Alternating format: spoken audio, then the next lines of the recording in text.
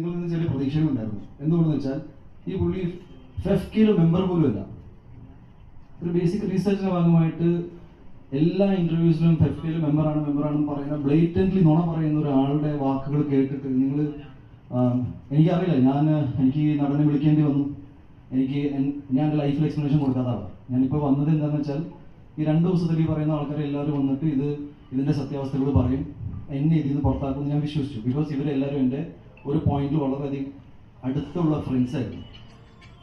ഇതാരും ചെയ്യാത്തതുകൊണ്ടും ഇതിൽ കേസ് എന്താണെന്നും ബിക്കോസ് നിങ്ങളെല്ലാവരും എടുക്കുന്ന ന്യൂസ് തന്നെയാണ് ഞാനും കേട്ടുകൊണ്ടിരിക്കുന്നത്.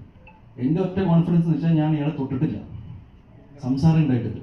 സംസാരം വളരെ ഇമോഷണലായിരുന്നു, ഞാൻ വളരെ വിഷമത്തിലായിരുന്നു.